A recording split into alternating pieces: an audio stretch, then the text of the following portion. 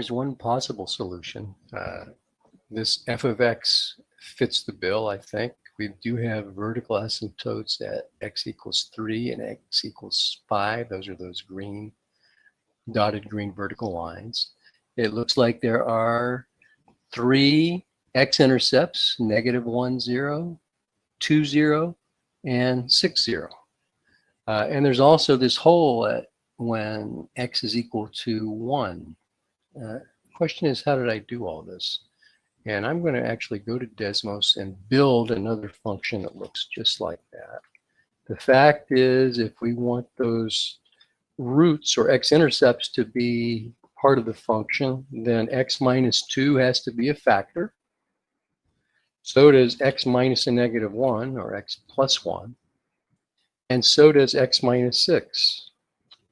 So now there's a function that satisfies that first criteria, the 3 x-intercepts. But we also want vertical asymptotes at x equals 3 and x equals 5.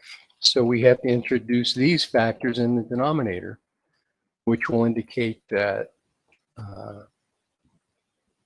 the function is not defined when x is 3 or x is 5. And by the way, I'll put in the vertical asymptotes and I'll make them dotted. Let's go red dotted and x equals 5, red dotted. So there are the vertical asymptotes. If I insert a table to talk about what the function does as x approaches infinity,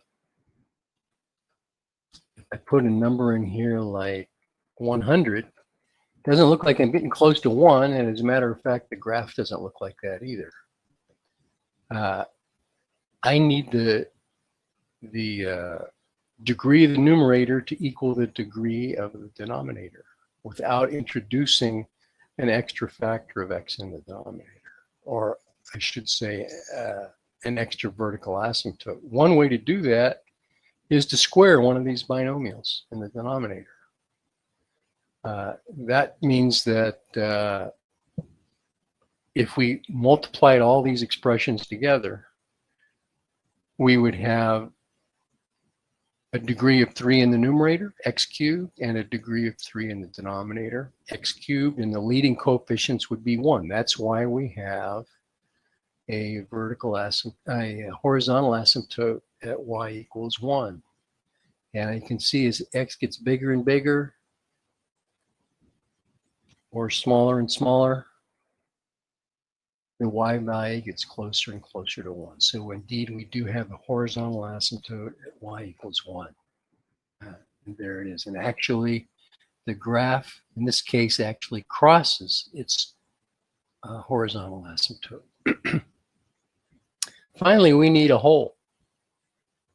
And we can do that by doing this. I'm going to make a copy of this function and call it g. And I won't graph that one. And we can introduce a hole at 1 by putting a factor of x minus 1 in the denominator and another factor of x minus 1 in the numerator. And that, in effect, creates a hole. Because if I say, what's f of 1? I get undefined because I will be dividing by 0 if I put 1 for x. If I find out what g of 1 is, hole should really occur at 1 and -0.625. So I can actually show the hole by going 1, -0.625, label, put the hole, and there's the hole. And I could also put these points on the graph if I wanted to show them. But there you go. That's kind of how you create a rational function that satisfies all the criteria indicated in the problem.